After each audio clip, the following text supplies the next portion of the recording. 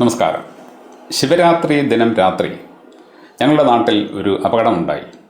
മാന്നാർ തൃക്കുരട്ടി മഹാദേവ ക്ഷേത്രത്തിലെ ശിവരാത്രി ഉത്സവം കണ്ട് മടങ്ങുകയായിരുന്ന ഏതാണ്ട് 3ഓളം യുവാക്കൾ സഞ്ചരിച്ചിരുന്ന ഒരു ബൈക്കിലേക്ക് അതേപോലെ തന്നെ 3ഓളം യുവാക്കൾ സഞ്ചരിച്ചിരുന്ന ഒരു സ്കൂട്ടർ അമിത വേഗത്തിൽ വന്ന് ഇടിച്ച് ബൈക്കിൽ സഞ്ചരിച്ചിരുന്ന 23 വയസ്സ് മാത്രം പ്രായമുള്ള ജഗൻ എന്ന യുവാവ് മരണപ്പെട്ടു. ഞങ്ങളുടെ നാട്ടിൽ തന്നെയുള്ള ഒരു ചെറുപ്പക്കാരനാണ്. 2 പേർ അതീവ ഗുരുതരമായ അവസ്ഥയിൽ ആശുപത്രിയിലാണ്. ഇടിയുടെ ആഘാതത്തിൽ സ്കൂട്ടറും ബൈക്കും ഏതാണ്ട് പൂർണ്ണമായും തകർന്നു. 3 പേര് പരിക്കുകളോടെ ആശുപത്രിയിലുണ്ട്. ഈ അപകടം എന്തുകൊണ്ടുണ്ടായി, എങ്ങനെയുണ്ടായി എന്ന് ചോദിച്ചാൽ അതിൻ്റെ അന്വേഷണത്തിൽ നമുക്ക് മനസ്സിലാക്കാൻ സാധിച്ചത് അമിത വേഗത്തിലുള്ള വാഹനം ഓടിക്കൽ കൊണ്ട് സംഭവിച്ചതാണ്. ജഗൻ സഞ്ചരിച്ചിരുന്ന ബൈക്ക് എതിരെ വന്ന ഒരു കാറിന് സൈഡ് കൊടുത്തപ്പോൾ ആ കാറിനെ മറികടന്ന് വന്ന സ്കൂട്ടർ ഇടിച്ചതാണെന്നാണ് ഞാൻ മനസ്സിലാക്കുന്നത്. ആ കാറിനെ മറികടന്ന് വന്ന സ്കൂട്ടറിന് മുമ്പിൽ ബൈക്ക് വിടുകയും 2 വാഹനങ്ങളും അമിത വേഗത്തിൽ ആയിരുന്നതിനാൽ ആർക്കും വെട്ടിച്ചു മാറ്റാനോ രക്ഷപ്പെടാനോ സാധിക്കാതെ നേർക്ക് നേരെ കൂട്ടിയിടിക്കുകയായിരുന്നു. ഇപ്പോൾ ജീവനോടെ ആരോഗ്യത്തോടെ ഇരിക്കേണ്ട 6 യുവാക്കളാണ് ഒരാൾ മരിച്ചും മറ്റേവർ ഗുരുതരമായിട്ട് പരിക്ക് പറ്റിയും കിടക്കുന്നത്. നമ്മുടെ നാട്ടിൽ അനുദിനം റോഡപകടത്തിൽ കൊല്ലപ്പെടുന്ന യുവാക്കളുടെ എണ്ണം വർദ്ധിച്ചു വരികയാണ്. ഇതേക്കുറിച്ച് ഞാൻ 2-3 ദിവസം മുമ്പ് ഒരു വീഡിയോ പോസ്റ്റ് ചെയ്തിരുന്നു. അതിൽ ഒരു ചെറുപ്പക്കാരായിട്ടുള്ള ഭാര്യയും ഭർത്താവും ബൈക്കിൽ പോകുമ്പോൾ ബൈക്ക് ഓടിച്ചിരുന്ന ബുള്ളറ്റാണ് ഓടിച്ചിരുന്ന ഭർത്താവ് ഒരു വളവിൽ വെച്ച് മറ്റൊരു വാഹനത്തെ മറികടക്കുകയും അപ്പോൾ എതിരെ വന്ന ബസ്സിൽ ബൈക്ക് തട്ടുകയും പിന്നിലിരുന്ന ഭാര്യ ബസ്സിൻ്റെ അടിയിലേക്ക് തെറിച്ച് വീണ് മരിക്കുകയുമായിരുന്നു. 22 വയസ്സ് മാത്രം പ്രായമുള്ള ഒരു പെൺകുട്ടിയാണ് അന്ന് മരിച്ചത്. ഇപ്പോൾ മരിച്ചത് 23 വയസ്സ് മാത്രം പ്രായമുള്ള ഒരു യുവാവാണ്. എന്തുകൊണ്ടാണ് നമ്മുടെ നാട്ടിൽ ഇങ്ങനെ അനുദിനം ചെറുപ്പക്കാർ പിടഞ്ഞു വീണ് മരിക്കുന്നത്? അതിൻ്റെ കാരണം ഒന്ന് മാത്രമാണ്: അശ്രദ്ധവും അലക്ഷ്യവും അതുപോലെ തന്നെ അഹങ്കാരം പിടിച്ചതുമായിട്ടുള്ള ഡ്രൈവിംഗ്. ഇപ്പോൾ നമ്മുടെ റോഡുകളിലൂടെ വണ്ടി ഓടിക്കുന്ന ചെറുപ്പക്കാരായിട്ടുള്ള യുവാക്കളും യുവതികളും ഒരേപോലെ തന്നെ. പഴയ കാലത്ത് പെൺകുട്ടികൾ കുറേയൊക്കെ മര്യാദയ്ക്ക് വണ്ടി ഓടിക്കുമായിരുന്നു. എന്നാൽ ഇപ്പോൾ ആൺകുട്ടികളെക്കാൾ അശ്രദ്ധമായിട്ടും അഹങ്കാരത്തോടെയും വണ്ടി ഓടിക്കുന്നത് പെൺകുട്ടികളാണ്. അവർ വണ്ടിയിൽ കയറി കഴിഞ്ഞാൽ പിന്നെ അതിൻ്റെ പരമാവധി സ്പീഡിൽ പോകണം എന്നതാണ് ചിന്ത. റോഡിൻ്റെ സ്വഭാവം, റോഡിൻ്റെ രീതി, ആ റോഡ് ഉണ്ടാക്കാൻ സാധ്യതയുള്ള അപകടങ്ങൾ, ഇവയെക്കുറിച്ച് യാതൊരു ബോധവുമില്ല. എത്ര സ്പീഡിൽ പോകാൻ പറ്റുമോ അത്രയും സ്പീഡിൽ പോവുക. ഒരു വാഹനത്തിൻ്റെയും പിന്നാലെ പോകുന്നത് ഇവർക്ക് ഇഷ്ടമല്ല. മുമ്പിൽ പോകുന്ന സകല വാഹനങ്ങളെയും ഇവർക്ക് മറികടക്കണം. പിന്നാലെ വന്നൊരു വാഹനം സൈഡ് ചോദിച്ചു കഴിഞ്ഞാൽ അതിന് സൈഡ് കൊടുക്കില്ല. അവരെ മുമ്പിൽ കയറ്റാതിരിക്കാൻ കാണിക്കാവുന്ന അഭ്യാസങ്ങൾ മൊത്തം കാണിക്കും. ഇങ്ങനെയൊക്കെ വാഹനം ഓടിക്കുന്ന കുട്ടികൾ തിരിച്ചറിയണം. ഒരു 10-50 കൊല്ലം മുമ്പ് ഞങ്ങളൊക്കെ ഓരോ സ്ഥലങ്ങളിൽ പോയിക്കൊണ്ടിരുന്നത് നടന്നാണ്. സൈക്കിൾ പോലും വന്നില്ല. സൈക്കിളൊക്കെ പിന്നീടാണ് വരുന്നത്. അത് കഴിഞ്ഞിട്ട് നമുക്ക് സ്കൂട്ടർ കിട്ടി, പിന്നെ ബൈക്ക് കിട്ടി. ഇപ്പോൾ എല്ലാ വീടുകളിലും 2-3 വാഹനങ്ങളുണ്ട്. ചില വീടുകളിൽ 3-4 കാറുകൾ ഉൾപ്പെടെ 3-4 വാഹനങ്ങളാണ്. ചിലപ്പോൾ 2-3 പേര് വീട്ടിൽ കാണുകയുള്ളൂ. അപ്പോൾ നമുക്ക് എങ്ങോട്ടെങ്കിലും പോകാൻ വാഹന സൗകര്യമുള്ളത് ഒരു ഭാഗ്യമായിട്ട് കരുതിക്കൊണ്ട് ഇത് നമ്മുടെ നടപ്പിന് ബദലായിട്ടുള്ള ഒരു പരിഹാരം മാത്രമാണെന്ന് മനസ്സിലാക്കി നമ്മൾ സുരക്ഷിതമായിട്ട് പോകാനാണ് നോക്കേണ്ടത്. സുരക്ഷിതമായിട്ട് പോയില്ലെങ്കിൽ എന്ത് സംഭവിക്കും? ഇപ്പോൾ ജഗൻ എന്ന് പറയുന്ന ചെറുപ്പക്കാരൻ കുറഞ്ഞതൊരു 10-60 വർഷം കൂടി ജീവിച്ചിരിക്കേണ്ടവനാണ്. അവൻ ഇന്നലത്തെ അപകടത്തിൽ കൊല്ലപ്പെട്ടു. കൂടെ ഉണ്ടായിരുന്ന 2 പേർ അതീവ ഗുരുതരമായിട്ട് ആശുപത്രിയിലാണെന്ന് പറയുമ്പോൾ അവർക്ക് എന്തൊക്കെ പ്രശ്നങ്ങൾ ഉണ്ടായിട്ടുണ്ടെന്നുള്ളത് ദൈവത്തിന് മാത്രം അറിയാം. തലച്ചോറിന് പരിക്കുണ്ടോ, നട്ടെല്ലിന് പരിക്കുണ്ടോ, കൈകാലുകൾ ഒടിഞ്ഞോ? അവർ ഒരിക്കലും ആ പഴയ ആരോഗ്യത്തിലേക്ക്, ഈ അപകടത്തിന് ശേഷം ആ പഴയ ആരോഗ്യത്തിലേക്ക് തിരികെ എത്തില്ല. ഞങ്ങളുടെ നാട്ടിൽ ഒരു ചെറുപ്പക്കാരൻ ഒരു അക്ഷയ സെൻറ്റർ നടത്തുന്നുണ്ട്. അദ്ദേഹത്തിൻ്റെ അരയ്ക്ക് താഴോട്ട് തളർന്നിട്ടാണ്, എങ്കിലും അദ്ദേഹം അധ്വാനിച്ചാണ് ജീവിക്കുന്നത്. അദ്ദേഹത്തിന് ഒരു അപകടം പറ്റിയതാണ്. ഒരു അപകടത്തിലാണ് അദ്ദേഹത്തിൻ്റെ അരയ്ക്ക് താഴോട്ടുള്ള ഭാഗം തളർന്നു പോയത്. അപ്പോൾ നമ്മൾ മനസ്സിലാക്കണം, ഈ അപകടം എന്ന് പറയുന്നത് മരണങ്ങൾ മാത്രമല്ല ഉണ്ടാക്കുന്നത്. പരിക്ക് പറ്റിയ ശേഷം അങ്ങോട്ടുള്ള ജീവിതം നമ്മൾ മുമ്പ് ജീവിച്ചിരുന്ന ജീവിതമേ ആവില്ല. അപ്പോൾ നമുക്കെന്താണ് വേണ്ടത്? നമുക്ക് ആരോഗ്യത്തോടെ സന്തോഷത്തോടെ ജീവിക്കണോ, അതോ റോഡിൽ ഒരു 5-10 മിനിറ്റ് കിട്ടുന്ന ത്രില്ലിന് വേണ്ടി നമ്മുടെ ലൈഫ് റിസ്കിലാക്കണോ? നിങ്ങൾ നാടൻ റോഡുകളിലൂടെ വണ്ടി ഓടിക്കുമ്പോൾ ശ്രദ്ധിക്കേണ്ട ഒരു കാര്യമുണ്ട്. ഒന്നാമതായിട്ട് നിങ്ങൾ ഓർത്തിരിക്കണം, നമ്മുടെ നാട്ടിൽ വാഹനപ്പെരുപ്പം വളരെ കൂടുതലാണ്. ഓരോ ദിവസവും കൂടുതൽ വണ്ടികൾ വിൽക്കാൻ വേണ്ടി കമ്പനികൾ അവരാൽ കഴിയുന്ന സകല പണികളും പയറ്റുകയാണ്. അപ്പോൾ കൂടുതൽ ആളുകൾ ഈ പരസ്യങ്ങളിലൊക്കെ മയങ്ങി ലോണുകളൊക്കെ എടുത്ത് വണ്ടി മേടിച്ച് റോഡിൽ ഇറങ്ങുന്നുണ്ട്. അപ്പോൾ റോഡുകളിൽ വാഹനം അനുദിനം കൂടുന്നുണ്ട് എന്നുള്ളത് നിങ്ങൾ മനസ്സിലാക്കണം. എന്നാൽ ആ വാഹനം കൂടുന്നതനുസരിച്ച് നമ്മുടെ റോഡുകൾ വികസിക്കുന്നില്ല. 10 വണ്ടി ഉണ്ടായിരുന്ന സമയത്ത് റോഡ് തന്നെയാണ് ഇപ്പോൾ 1000 വണ്ടി ഉള്ളപ്പോഴും ഉള്ളത്. അപ്പോൾ 10 വണ്ടികളെ നേരത്തെ കൈകാര്യം ചെയ്യുന്ന റോഡ് തന്നെ ഇന്ന് 1000-ഉം 10,000-ഉം വാഹനങ്ങളെ കൈകാര്യം ചെയ്യുകയാണ്. അപ്പോൾ ആ ഒരു ബോധം, ആ ഒരു ഓർമ്മ നിങ്ങളുടെ മനസ്സിലുണ്ടാവണം.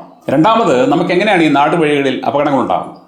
ഒന്നാമത്തെ ഒരു അപകട സാധ്യത എന്ന് പറയുന്നത്, നിങ്ങൾ ഓടിക്കുന്ന വണ്ടിയുടെ ടയർ പഴയതാണെന്നുണ്ടെങ്കിൽ ആ ടയറിൽ ഒരെണ്ണം പൊട്ടിക്കഴിഞ്ഞാൽ അപകടം ഉണ്ടാകും. ഒരുപക്ഷെ നിങ്ങൾ നോക്കുന്നുണ്ടാവില്ല, നിങ്ങൾ വാഹനം ഓടിച്ചു പോകുന്നു, ടയർ പൊട്ടുമ്പോഴായിരിക്കും അറിയുന്നത് ടയർ പഴയതായിരുന്നു എന്നുള്ളത്. നിങ്ങൾ ആ സമയത്ത് 70-80 കിലോമീറ്റർ സ്പീഡിലാണ് പോകുന്നതെങ്കിൽ അപകടം ഉറപ്പാണ്.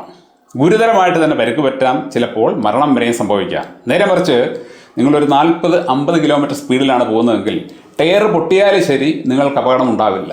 കാരണം വണ്ടി നിങ്ങൾക്ക് നിയന്ത്രിച്ച് നിർത്താൻ പറ്റും.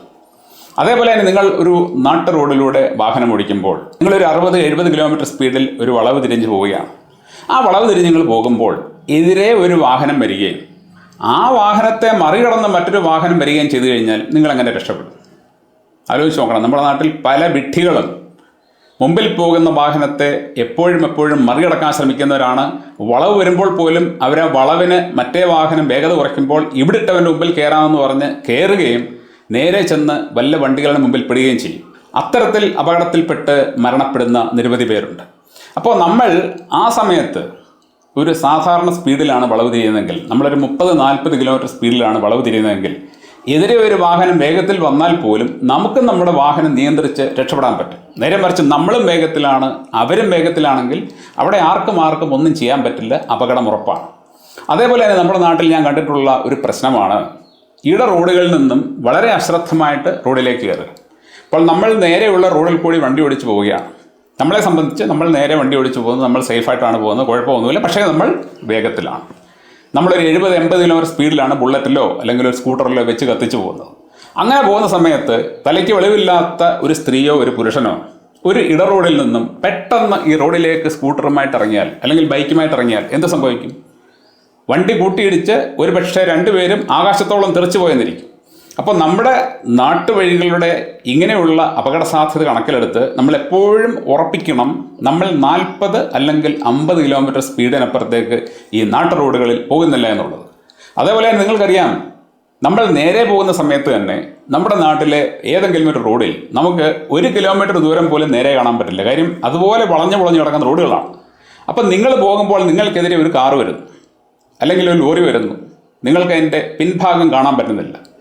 നോർമലായിട്ട് നിങ്ങൾ നിങ്ങളുടെ സൈഡിലാണ് പോകുന്നത്, ആ വാഹനം എതിരെ വരുന്നു, അത് പോകുന്നു. എന്നാൽ ഇപ്പോൾ ഇവിടെ സംഭവിച്ചതുപോലെ, അതായത് ഈ ജഗൻ്റെ കാര്യത്തിൽ സംഭവിച്ചതുപോലെ ആ കാറിനെ മറികടന്ന് ഒരു ബൈക്കോ സ്കൂട്ടറോ വന്നാൽ നിങ്ങളെങ്ങനെ രക്ഷപ്പെടും? അതായത് നമുക്ക് ആ കാറ് വരുന്നത് കാണാം, ആ കാറിൻ്റെ പിന്നിൽ വരുന്ന വണ്ടിയെ കാണാൻ പറ്റത്ത പോലെ ഒരു വളവുണ്ടെന്ന് വെക്കുക, നീളത്തിലൊരു വളവുണ്ട്. അതിൻ്റെ പിന്നാലെ വരുന്നവൻ ഇപ്പുറത്ത് നിന്ന് വണ്ടി വരുന്നുണ്ടോ എന്ന് നോക്കാതെ വേഗം കാറിനെ മറികടന്ന് നമ്മുടെ മുമ്പിലേക്ക് വന്നാൽ നമ്മൾ അമിത വേഗത്തിലാണെങ്കിൽ നമുക്ക് ബൈക്കോ സ്കൂട്ടറോ നിയന്ത്രിച്ച് രക്ഷപ്പെടാൻ പറ്റില്ല. നേരെ മറിച്ച് നമ്മൾ നിയന്ത്രിത സ്പീഡിലാണെന്നുണ്ടെങ്കിൽ നമുക്ക് പെട്ടെന്ന് തന്നെ വാഹനം വെട്ടിച്ച് മാറ്റി രക്ഷപ്പെടാൻ പറ്റും. അപ്പോൾ ഇവിടെ എല്ലാം നമ്മൾ മനസ്സിലാക്കേണ്ട കാര്യം, നമ്മൾ സാധാരണ നിയന്ത്രിക്കാവുന്ന സ്പീഡിൽ വാഹനം ഓടിച്ചു കഴിഞ്ഞാൽ നമുക്ക് ഒരുമാതിരിപ്പെട്ട അപകടങ്ങൾ പൂർണ്ണമായിട്ടും ഒഴിവാക്കാൻ പറ്റും എന്നുള്ളതാണ്. അതുപോലെ നിങ്ങൾക്കറിയാം, നമ്മുടെ നാട്ടിൽ തെരുവ് നായകളുടെ ശല്യം വളരെ കൂടുതലാണ്. ഏത് സമയത്ത് എവിടെ നിന്ന് നമ്മുടെ മുമ്പിലേക്ക് ഒരു പട്ടി ചാടി വീഴാം എന്ന് പറയാൻ പറ്റില്ല. അപ്പോഴും നമ്മുടെ വാഹനത്തിൻ്റെ വേഗത കുറവാണെങ്കിൽ നമുക്ക് വണ്ടി വേഗം നിർത്താൻ പറ്റും. അതുപോലെ 2 വീലർ ഓടിക്കേണ്ടവർ ശ്രദ്ധിക്കേണ്ട ഒരു കാര്യം, നമ്മളൊരു എമർജൻസി ഘട്ടത്തിൽ ബ്രേക്ക് ഇടുന്നുണ്ടെങ്കിൽ അപ്പോൾ നമ്മൾ ബാക്കിലെ ബ്രേക്ക് മാത്രമായിട്ട് ചവിട്ടരുത്. അതായത് ഒരു എമർജൻസി ഘട്ടത്തിൽ വാഹനം നിർത്താനായിട്ട് നിങ്ങൾ ശ്രമിക്കുന്നുണ്ടെങ്കിൽ നിങ്ങൾ ഫ്രണ്ടിലെ ബ്രേക്കും ബാക്കിലെ ബ്രേക്കും ഒരേപോലെ പിടിക്കണം. ഈ ഫ്രണ്ട് ബ്രേക്കും ബാക്ക് ബ്രേക്കും ഒരേപോലെ പിടിച്ചു കഴിഞ്ഞാൽ വണ്ടി കൃത്യമായിട്ട് പിടിയുന്നിടത്ത് നിൽക്കും. പക്ഷേ നിങ്ങൾ ഈ 2 ബ്രേക്കിലൂടെ ഉപയോഗിക്കാൻ ഇതുവരെ ശ്രമിച്ചിട്ടില്ല എന്നുണ്ടെങ്കിൽ അങ്ങനെ ഒന്ന് പ്രാക്ടീസ് ചെയ്ത ശേഷം മാത്രമേ അത് ഉപയോഗിക്കാവൂ. കാരണം അബദ്ധവശാൽ നിങ്ങൾ ഫ്രണ്ട് ബ്രേക്ക് മാത്രമാണ് പിടിക്കുന്നതെങ്കിൽ ചിലപ്പോൾ നിങ്ങളുടെ വണ്ടി മറിയും. നേരെ മറിച്ച് നിങ്ങൾ ബാക്കിലെ ബ്രേക്കും ഫ്രണ്ടിലെ ബ്രേക്കും ഒരേപോലെ പിടിച്ചു കഴിഞ്ഞാൽ 2 ടയറുകളുടെയും സഞ്ചാരം നിൽക്കുകയും വണ്ടി കൃത്യമായിട്ട് നിങ്ങളുടെ കൺട്രോളിൽ അവിടെ നിൽക്കുകയും ചെയ്യും. അപ്പോൾ അത് നിങ്ങളൊന്ന് പ്രാക്ടീസ് ചെയ്ത ശേഷം ഏതെങ്കിലും ഒരു എമർജൻസി ഘട്ടത്തിൽ നിങ്ങൾക്ക് ഇങ്ങനെ പെട്ടെന്ന് വണ്ടി നിർത്തേണ്ട സാഹചര്യം ഉണ്ടായി കഴിഞ്ഞാൽ ഓർത്തിരിക്കണം, ഫ്രണ്ട് ബ്രേക്കും ബാക്ക് ബ്രേക്കും ഒരുപോലെ പിടിക്കണം. അതുപോലെ തന്നെ നിങ്ങൾ മനസ്സിലുറപ്പിക്കണം, നമ്മൾ നാടൻ റോഡുകളിലൂടെ വണ്ടി ഓടിക്കുമ്പോൾ അവിടെ നമ്മൾ ത്രില്ലിന് പരിഗണന കൊടുക്കരുത്. നമ്മൾ ജീവിച്ചിരുന്നെങ്കിൽ മാത്രമേ നമുക്ക് ഏത് ത്രില്ലും കിട്ടുകയുള്ളൂ. അപകടം പറ്റി നമുക്ക് പരിക്ക് പറ്റിക്കഴിഞ്ഞാൽ നമ്മുടെ ജീവിതം തന്നെ നമ്മൾ വെറുത്തു പോകും. അതുകൊണ്ട് നമ്മൾ നാടൻ റോഡുകളിലൂടെ വണ്ടി ഓടിക്കുമ്പോൾ ആ റോഡിൻ്റെ സ്വഭാവം മനസ്സിലാക്കി, റോഡിൻ്റെ നേച്ചർ മനസ്സിലാക്കി, എപ്പോഴും ഏത് സമയത്തും എന്ത് സംഭവിച്ചാലും ശരി വണ്ടി നമുക്ക് നിയന്ത്രിക്കാൻ പറ്റുന്ന വേഗത്തിൽ മാത്രമേ പോകാവൂ. ആ വേഗത എത്രയാണെന്നുള്ളത് വണ്ടി ഓടിക്കുന്ന ഒരു വ്യക്തിക്ക് സ്വയം മനസ്സിലാകും. എന്നാൽ അതേക്കുറിച്ച് ശ്രദ്ധിക്കാതെ അമിത വേഗത്തിൽ പോയി കഴിഞ്ഞാൽ, എന്തെങ്കിലും ഒരു അടിയന്തര സാഹചര്യം ഉണ്ടായിക്കഴിഞ്ഞാൽ നമ്മൾ രക്ഷപ്പെടില്ല.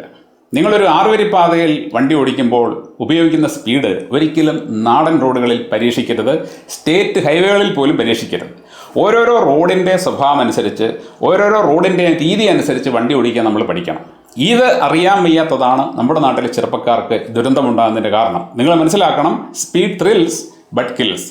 അതുപോലെ തന്നെ വടക്കേ ഇന്ത്യൻ റോഡുകളിൽ ഞാൻ പണ്ട് വായിച്ചിട്ടുള്ള ഒരു ബോർഡാണ് ബെറ്റർ ലേറ്റ് ദാൻ നെവർ. അതായത് കുറച്ച് താമസിച്ച് ചെല്ലുന്നതാണ് ഒരിക്കലും എത്താതിരിക്കുന്നതിലും ഭേദമെന്ന്. ഇതൊന്നും നിങ്ങൾ ഒരിക്കലും മറക്കരുത്. Thank you.